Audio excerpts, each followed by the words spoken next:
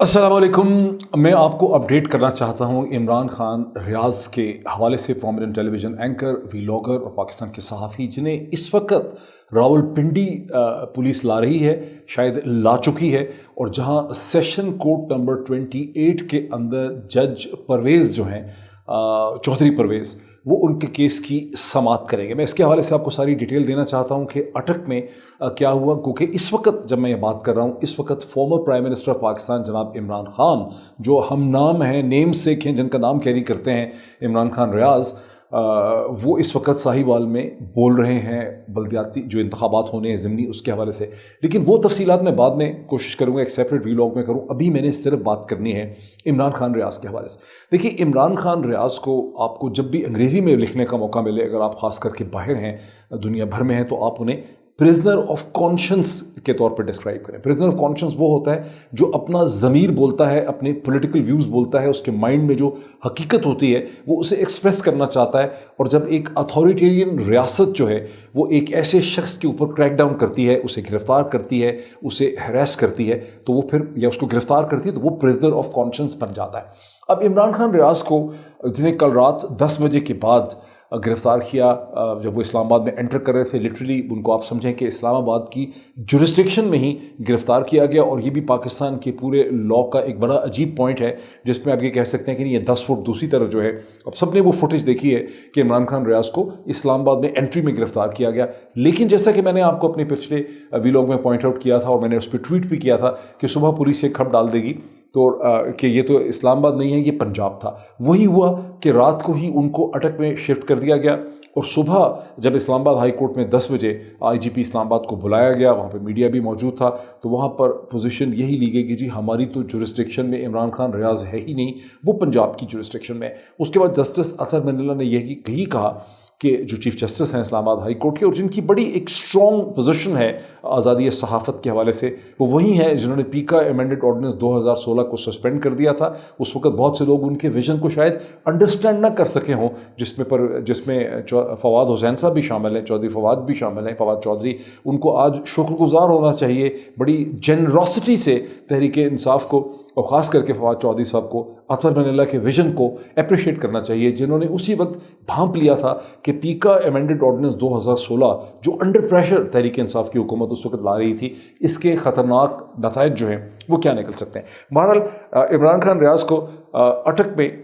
अटक की एक सेशन कोर्ट के सामने पेश किया गया, जहां इसके हवाले से 2-2.5 घंटे बहस हुई, जिसके टिकर आप में से बहुत से लोगों ने देखे होंगे। वहाँ जो जज साहब थे, तनवीर साहब, उन्होंने पुलिस से पूछा कि आपने इमरान खान रियाज, जो एंकर पर्सन है, वीलॉगर है, आपने इसको किस कानून के तहत गिरफ़्तार किया है। और इस बहस से ये पता चला कि अटक की पुलिस, जो डिस्ट्रिक्ट पुलिस है, पंजाब पुलिस है, उसके पास कोई जुरिस्डिक्शन थी ही नहीं इमरान खान रियाज को गिरफ़्तार करने की, बिकॉज जो इल्ज़ाम उनके ऊपर लगाया गया है उसका खालिस्तान ताल्लुक़ उनके एक वीडियो के, एक वीलॉग से है, और वो बेसिकली साइबर लॉ में आता है, या साइबर केस बनता है, और वहाँ पर अदालत के पास कोई जुरिस्डिक्शन नहीं थी। यही वजह है कि जज तनवीर साहब की जो फाइनल स्टेटमेंट थी कि मेरे पास इसकी कोई जुरिस्डिक्शन नहीं है। ताहम उन्होंने जो अली अशफाक हैं,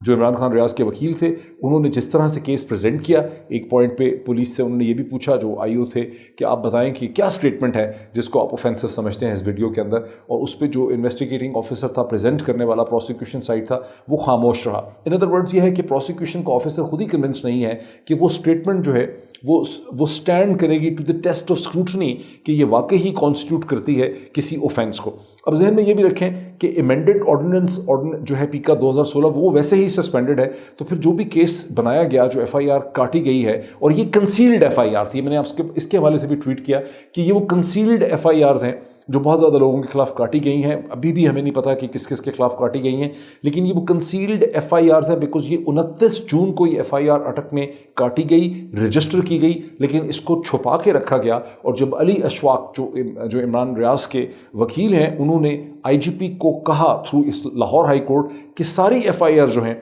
इमरान खान के खिलाफ वो सबमिट की जाए, रिपोर्ट की जाए, तो 17 emails inspector general police Punjab जो हैं उन्होंने अदालत के सामने रखी 4 जुलाई को। ये ईमेल इंस्पेक्टर जनरल पुलिस को भी पुलिस ने नहीं बताया। तो आप ये क्लियरली देख सकते हैं कि इंस्पेक्टर जनरल पुलिस जो हैं وہ بھی پولیس کے معاملات کے کنٹرول میں ہی نہیں ہیں، کوئی اور ہی پنجاب کی پولیس کو کنٹرول کر رہا ہے، اور بیچارے حکومت جو ہے PMLN کی وہ مفت میں ان چیزوں کو اسی طرح سے ڈیفینڈ کر رہے ہیں جس طرح سے فواد چودھری پیکا ایمینڈڈ آرڈیننس 2016 کو اب سے بہت مہینے پہلے 2021 میں ڈیفینڈ کرتے نظر آتے تھے۔ بہرحال قصہ مختصر باٹم لائن یہ ہے کہ جج صاحب نے، جج تنویر جو تھے، انہوں نے پولیس کو یہ حکم دیا، اتنے میں راولپنڈی پولیس بھی آ گئی، گجرات کی پولیس بھی آ گئی کہ جی ہمارے پاس بھی کیسز ہیں عمران ریاض کے خلاف۔ تو راولپنڈی پولیس کے حوالے کیا اٹک پولیس نے، اور جج صاحب نے تنبیہ کی، انہوں نے آرڈرز دیے، انسٹرکشن دی کہ رات کے 10 بجے سے پہلے عمران ریاض کو، چونکہ 10 بجے کے قریب ان کی گرفتاری ہوئی، تو انہوں نے کہا کہ 10 بجے سے پہلے چونکہ قانون یہ کہتا ہے ہیبیس کارپس کا،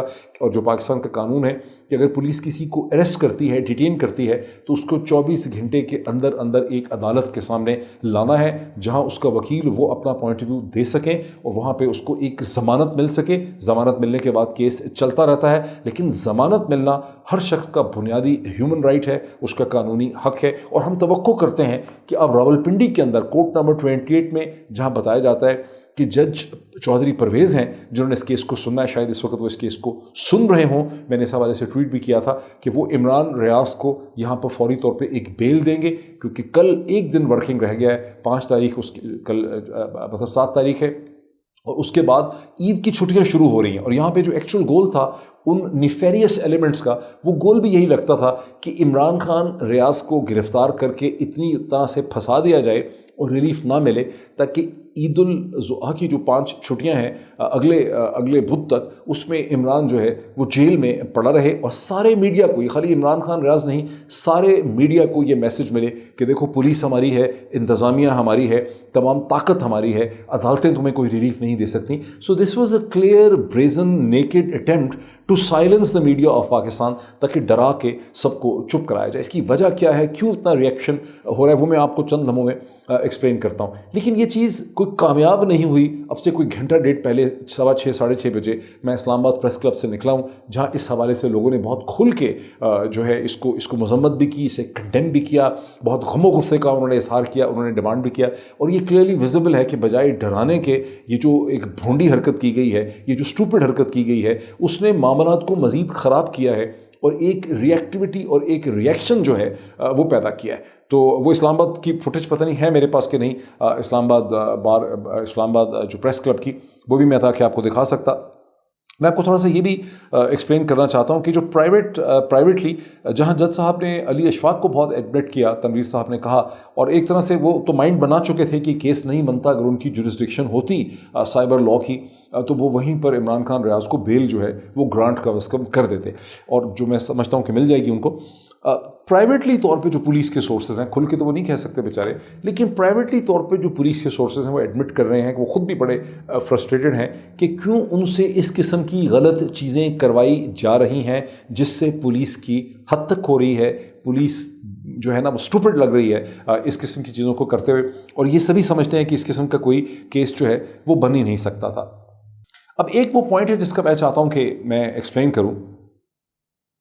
بہت سے لوگ یہ کہہ رہے ہیں کہ کیوں شور مچا رہے ہیں آپ لوگ، اگر آپ ٹویٹر کے اوپر جائیں، میں ایک آدھ ٹویٹس آپ چیک کر سکتے ہیں کہ لوگ یہ کہنے کی کوشش کر رہے ہیں، رضا ہارون صاحب جو ہیں، جو MQM کے لیڈر رہے ہیں آج کل غالباً برطانیہ میں ہیں، اور بہت سے لوگ ہیں، وہ کہہ رہے ہیں ایسا کیا ہو گیا، یہ تو یہاں ہوتا ہی رہتا تھا۔ یس، اس میں کوئی شک نہیں ہے، یہ بہت افسوس کی بات ہے کہ پاکستان میں صحافیوں کے اوپر قاتلانہ حملے بھی ہوئے، جیسا کہ حامد میر صاحب پہ 2014 میں ان کے اوپر حملہ ہوا، اسی طرح سے سلیم شہزاد صاحب جو ان کو 2011 میں ان کا قتل ہو گیا اسی قسم کے ایک حملے میں، اور جیسے متی اللہ جان کو اٹھایا گیا، جیسے بہت سے لوگوں کو اٹھایا گیا۔ فرق کیا ہے؟ Why this is another law، جو میں نے اپنی ٹویٹس میں کہا۔ دیکھیں، اس سے پہلے جرنلسٹ جو ہیں ان کو نامعلوم افراد نے اسالٹ کیا یا انہیں اٹھا لیا، اور جب سول سوسائٹی اور میڈیا کی طرف سے یا سیاسی حلقوں کی طرف سے پروٹیسٹ ہوا، رد عمل ہوا، شور مچا، لوگوں نے اس کی مذمت کی، تو پھر اگلے 10-12 گھنٹوں کے اندر یہ ایک دن میں رہائی ہو گئی اور کسی کو نقصان نہیں پہنچایا گیا۔ یہ پہلی دفعہ ہے کہ ایک پرومیننٹ جرنلسٹ کو، ایک ویلاگر اور ٹی وی اینکر کو گزشتہ 30 برس میں ایسا دیکھنے میں نہیں آیا کہ اسے سلاخوں کے پیچھے کھڑا کیا گیا، اس کو ہتھکڑیاں لگائی گئیں، اس کی تذلیل کرنے کی کوشش کی گئی، اس کے ذریعے پوری کے پورے جو صحافی حلقے ہیں، جو پریس کلبز ہیں، جو پورا ٹیلی ویژن میڈیا ہے، جو اخبارات کا میڈیا ہے، اسے ڈرانے کی کوشش کی گئی، اس کو ایک میسج دیا گیا۔ یہ کبھی نہیں ہوا اس سے پہلے، یہ صرف 1980 کا جو مارشل لا کا ڈیکیڈ تھا، جو دور تھا جنرل ضیاء الحق کا، جو پاکستان کی تاریخ کا ایک بدترین سیاہ چیپٹر ہے، جو ایک اندھیری رات تھی، اس اندھیری رات میں ایسا ہوتا تھا جب صحافیوں کو گرفتار کیا گیا، پابند سلاسل ان کو کیا گیا، ان کو ہتھکڑیاں لگائی گئیں، بعض انسٹانسز میں ان کو اور سیاسی ورکرز کو کوڑے مارے گئے، لیکن وہ مارشل لا کا دور تھا۔ اس کے بعد سے پاکستان کے لوگوں نے یہی سمجھا کہ پاکستان کے سیاسی کلچر کی ارتقا ہو گئی ہے۔ 90 کی دہائی میں بھی اکا دکا واقعات ہوئے، لیکن گزشتہ غالباً 25 برس میں اس قسم کا واقعہ کہ ایک پرومیننٹ ٹیلی ویژن اینکر، ایک ایسا صحافی، ایک ایسا ویلاگر جس کو میں نے کہا کہ اگر 48 گھنٹوں میں نہیں تو شاید ایک ہفتے کے اندر 1 کروڑ لوگ اس کو دیکھتے ہیں، سننا چاہتے ہیں، اس کی ایک آواز ہے۔ اسی لیے میں نے آپ کو کہا تھا کہ اسے پریزنر آف کانشنس، کہ وہ اس کے اپنے ضمیر کی آواز ہے۔ آپ اس سے ایگری نہ کریں، اس سے کریں اس سے ایگری، آپ اس کو کنڈیم کریں، آپ اس کے خلاف ویلاگ کریں، آپ اس کے خلاف ٹویٹ کریں، آپ اس کو جو بھی کہنا چاہتے ہیں کہیں، وہ آپ کا حق ہے، لیکن آپ نے اس کو گرفتار کر کے پورے معاشرے کو ٹیررائز کرنے کی جو یہاں پر کوشش کی ہے، اور یہ ایک نیا لو ہے، اس سے پہلے یہ چیز نہیں ہوئی ہے۔ تو اس کو بھی یاد رکھیں کہ بہت سے لوگ اس کو کنفیوز کر رہے ہیں، وہ سمجھتے ہیں یہ ہوتا رہا، یس ہوتا رہا، لیکن بڑے ڈیفرنٹ لیول پہ ہوتا رہا، اس کو کسی نے ڈیفرنٹ نہیں کیا۔ آج صورتحال یہ ہے کہ پی ایم ایل این کے منسٹرز جو کہ اب جب تحریک انصاف کہتے ہوتا رہا، کبھی تحریک انصاف کے منسٹرز نے بیٹھ کے ایسے کسی اقدام کو متی اللہ جان کے اٹھائے جانے کو ڈیفرنٹ نہیں کیا، بلکہ جب پتہ چلا کہ کنہوں نے اٹھایا ہے تو انہوں نے بڑی انت تک، اس وقت فواد چودھری نے اور بہت سے منسٹرز نے بڑی ایفرٹس کر کے اس مسئلے کو ریزالو کروایا تھا۔ لیکن آج بہت ہی ایک میں سمجھتا ہوں افسوسناک دن تھا جب ملک احمد خان صاحب جیسے سوبر آدمی کو، جن کو ہم بڑا ایک سینسیبل آدمی سمجھتے ہیں، پڑھا لکھا آدمی سمجھتے ہیں، ہمارے پروگرامز کی بڑی وہ انٹلیکچوئل مینٹورنگ کرتے رہے ہیں، بہت پاشا میرے پروگرام میں ملک احمد خان آتے رہے اور ہم ہمیشہ ان کی تعریف کرتے رہے ہیں۔ ملک احمد خان جیسے سوبر آدمی نے آج بیٹھ کے اس کالے قانون کو، اس غلط حرکت کو، اس بے تکی حرکت کو، اس گھناؤنے جرم کو ملک احمد خان نے ڈیفینڈ کیا، اور وہ ان کی پریس کانفرنس سنبھال کے رکھیں۔ مجھے یقین ہے کہ اور چند مہینوں کے بعد جب ملک احمد خان صاحب اس مشکل پوزیشن میں نہیں ہوں گے جہاں انہیں آج فیشزم نے پھنسا دیا ہے، ڈینسٹک پالیٹکس نے پھنسا دیا ہے، تو ملک احمد خان کو جو آج پنجاب کے لا منسٹر ہیں، ان کو خود شرم آئے گی کہ میں نے اس وقت کیسے ایک کالے قانون کو صحافیوں کے خلاف، ٹیلی ویژن میڈیا کے خلاف ایک کالے قانون کو میں نے جو ہے اس سٹیج پہ ڈیفینڈ کیا تھا۔ ایمنسٹی انٹرنیشنل کی جو اسٹیٹمنٹ ہے وہ آپ دیکھ چکے ہیں، چند دن پہلے میں نے اس پہ ٹویٹ کیا تھا۔ ایمنسٹی انٹرنیشنل کے لیے، ہیومن رائٹ واچ کے لیے، نیشنل یونین آف جرنلسٹ کے لیے، رپورٹرز سان فرنٹیئرز کے لیے، آپ سب کی ذمہ داری ہے کہ آپ جہاں کہیں ہیں انہیں انفارم کریں، انہیں الرٹ کریں، انہیں بتائیں کہ پاکستان میں صحافیوں کے ساتھ، میڈیا کے ساتھ، جرنلسٹ کے ساتھ کیا ہو رہا ہے۔ کال کریں ان کو، اگر آپ ان ممالک میں ہیں فون اٹھائیں، ان کے آفیسز میں ان کو کال کریں، انہیں کہیں کہ دیکھیں کہ پاکستان کے اندر کیا ہو رہا ہے، اور پاکستان میں جمہوریت کو اس وقت آپ کی مدد کی جو ہے وہ ضرورت ہے۔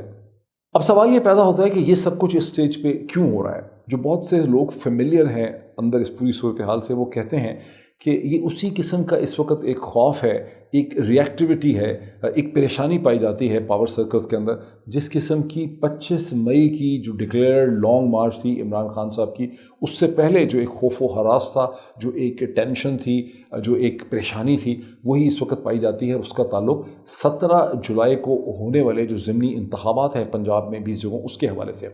آن دا فیس آف اٹ تو پی ایم ایل این کی لیڈرشپ جو ہے، یا ان کے سپورٹرز جو ہیں، ایسے بہت سے لوگ ہمیں کہتے ہیں جی ہمیں تو مسئلہ ہی کوئی نہیں، ہم تو 18 سیٹیں وہاں پہ جیتیں گے، یہ تو پی ایم ایل این کے اسٹرانگ ہولڈز ہیں، پہلے تو کچھ اور ہو گیا تھا، اور یہ لوگ اس میں سے 8، 9، 10 تو انڈیپینڈنٹ جیتے تھے جہانگیر خان ترین گروپ کے۔ لیکن جو آفیشلز ہیں، جن کی ذمہ داری لگائی گئی ہے اس پوری صورتحال کو مینیج کرنے کی، وہ ہمیں یہ بتا رہے ہیں کہ بڑی ٹینشن ہے۔ ان کو کہا گیا ہے کہ حمزہ کو کم از کم 12، 13، 14 سیٹیں جو ہیں دلوانی ہے۔ حمزہ کو اس وقت اپیرنٹلی پنجاب کی اسمبلی میں 177 ممبران کی سپورٹ حاصل ہے، لیکن وہ بھی ایک بڑی فریجائل سی کوئلیشن ہے، اس میں بھی 3-4 لوگ ایسے ہیں جن پہ حمزہ پوری طرح سے ٹرسٹ جو ہے نہیں کر سکتے، مکمل اعتماد نہیں ہے کہ کہیں کل کو پرویز الہی جو ہیں ان کو اپنی طرف نہ کر لیں۔ تو اس لیے حمزہ کو کم از کم 13-14 سیٹیں چاہیے، جیتنے کو حمزہ کو 9 چاہیے، 177 + 9 186 کے لیے صرف 9 چاہیے، لیکن 13-14 دلانے۔ اور جو فیملیئر ہیں لوگ جو مینج کر رہے ہیں، خود اس میں انوالو ہیں، جو اس پریشر کو فیس کر رہے ہیں، ان کو یہ خطرہ لگ رہا ہے، وہ یہ بتا رہے ہیں کہ 10 سیٹیں بھی حمزہ کو دلانا یا 9-10 سیٹیں دلانا آسان کام نہیں ہوگا۔ اس کی وجہ یہ ہے کہ عمران خان نے ایک ایسا بیانیہ، ایک ایسا نیریٹو جو ہے اکراس پنجاب شیپ کر دیا ہے۔ پھر مہنگائی بڑی ہے، پیٹرولیم کی پرائسز ہیں، ڈیزل کی پرائسز ہیں، اشیاء خورد و نوش کی پرائسز ہیں، لوگ اس حوالے سے بڑے تنگ ہیں۔ لوگوں کی جو ایکسپیکٹیشن تھی، ان کا خیال تھا کہ پی ایم ایل آ کر معیشت کو پتہ نہیں کیسے جو ہے بہت زبردست طریقے سے ٹھیک کر لے گی، وہ چیز ان کو نہیں ملی ہے، تو لوگ اس وقت بڑے غصے میں ہیں۔ پھر یہ جو سورسز فیملیئر ہیں وہ یہ کہتے ہیں کہ جو چیز میں کہتا رہا ہوں آپ کو کہ اس میں بہت سا نیا ووٹ بھی ایکسپیکٹڈ ہے، یعنی وہ لڑکے لڑکیاں نوجوان عورتیں پنجاب کی جگہوں میں جن کی عمر 2018 میں 14 برس کی تھی، 15 برس کی تھی، 16 برس کی تھی، 17 برس کی تھی، آج ان کی عمر جو ہے وہ 18 برس ہے، 19 برس ہے، 20 برس ہے، 21 برس ہے، اور اگر یہ بھی وہاں پہ نکلتے ہیں ووٹ ڈالنے کے لیے، جس کی توقع ہے کہ اس میں سے ایک سرٹن پرسنٹیج میں نکلے گی، تو پھر حمزہ کو وہاں پر 13-14 تو کیا شاید 9 سیٹیں دلانا بھی مشکل ہو جائے۔ اور اگر حمزہ کو نہیں ملتی سیٹیں اور اگر پرویز الہی چیف منسٹر بن جاتے ہیں تو یہ ایک بہت بڑا سیٹ بیک ہوگا پی ایم ایل این کے لیے پنجاب میں، جس کی implications P M L N کی جو حکومت ہے سینٹر میں اس کے لیے بھی ہوں گی۔ تو ظاہر ہے کہ ایک ایسی صورتحال ہے جو بہت مشکل ہے، اور اس حوالے سے کوشش کی جا رہی ہے کہ وہ صحافی، وہ جرنلسٹ، وہ ویلاگرز، وہ ٹیلی ویژن اینکر پرسنز جو ایکسپوز کر رہے ہیں، ایکسپوزے کر رہے ہیں پنجاب میں ہونے والے ضمنی انتخابات کی کرپشن کو، وہاں کی ریگنگ کو، جو اس کی نشاندہی کر رہے ہیں، انہیں مار پیٹ کے گرفتار کر کے ڈرا دھمکا کے ان کو چپ کروایا جائے۔ اب میں آپ کو کوئکلی ایکسپلین کرتا ہوں کہ یہ پاکستان کا جو پورا سیاسی نظام ہے اس وقت، اس میں اتنا زیادہ ریئیکشن کی بنیادی وجہ کیا ہے، اس کو سمجھنا بہت ضروری ہے۔ اس میں وجہ یہ ہے کہ اگر آپ کو یاد ہو، مجھے کم از کم یاد ہے کہ 9ویں جماعت میں ہم نے نیوٹنز لاز آف موشن پڑھے تھے، اس کے ساتھ ہی ایک چیز ہوتی تھی جس کو کہتے تھے اسٹیٹس آف ایکویلبریم۔ تو اس وقت میں نے 9th گریڈ میں پڑھے تھے، آج میرا خیال ہے بچے اس کو 6ٹھی 7ویں جماعت میں پڑھ لیتے ہیں۔ جو اسٹیٹس آف ایکویلبریم ہوتی ہیں، یہ فزکس کے اندر پڑھے تھے۔ اسٹیٹس آف ایکویلبریم 3 ہوتی ہیں بنیادی طور پر، ایک ہے اسٹیبل ایکویلبریم، ایک ہے انسٹیبل ایکویلبریم، ایک ہے ڈائنامک ایکویلبریم۔ جو انسٹیبل ایکویلبریم ہے وہ اس طرح سے ہوتا ہے کہ وہ ایک تو اسٹیبل ایکویلبریم ایک چیز پڑی ہے، اس کو کسی نے اس پہ فورس اپلائی کرنی ہی نہیں ہے، جیسے کہیں پہ کوئی صندوق پڑا ہے یا کوئی پتھر پڑا ہوا ہے، وہ ایک اسٹیبل ایکویلبریم میں ہے۔ ایک انسٹیبل ایکویلبریم ہے کہ ایک چیز اس طرح سے پلیس ہے کہ ذرا سے بھی فورس اس کو لگتی ہے، ذرا سے بھی موومنٹ کہیں سے ہوتی ہے تو وہ چیز گر جاتی ہے۔ اور ڈائنامک ایکویلبریم وہ ہوتا ہے جیسے سیسا ہے، جس کو مسلسل موومنٹ ہو رہی ہے لیکن اس کا اپنا ایک فلکرم ہے، اس کا اپنا ایک بیلنس ہے، وہ ڈائنامک ایکویلبریم کی ایگزامپل ہے۔ سیاسی طور پر جو مغرب کی جمہوریتیں ہیں، برطانیہ ہے، پورا یورپ ہے، ویسٹرن یورپ ہے اور امریکہ ہے، کینیڈا ہے، یہ ایگزامپلز ہیں ڈائنامک ایکویلبریم کی۔ اور اسی قسم کا ہمارے نیبرہڈ میں ایک ملتا جلتا، اتنا تو پرفیکٹ نہیں ہے لیکن ایک ڈائنامک ایکویلبریم ہندوستان کے اندر بھی پولیٹیکل ایگزسٹ کرتا ہے۔ پاکستان میں ڈائنامک ایکویلبریم کبھی آیا ہی نہیں، اور عمران خان کی حکومت جو تھی وہ بڑی مشکل سے جو ہے آپ سمجھیں کہ انہوں نے ایک ایکویلبریم جو ہے، ایک انسٹیبل ایکویلبریم، پاکستان ہمیشہ ہی انسٹیبل ایکویلبریم میں رہا ہے، کبھی بھی پاکستان میں ڈائنامک ایکویلبریم اچیو نہیں ہو سکا۔ اور ڈائنامک ایکویلبریم نہ ہونے کی وجہ سے یہاں سوچا جاتا ہے کہ اگر آپ مارشل لاز لگا دیں گے تو آپ شاید پروگریس کر لیں گے، آپ اسٹیبلٹی اچیو کر لیں گے، بیکاز پاکستان کی پالیٹکس میں ڈائنامک ایکویلبریم نہیں ہے۔ تو عمران خان کی جو انسٹیبل ایکویلبریم کی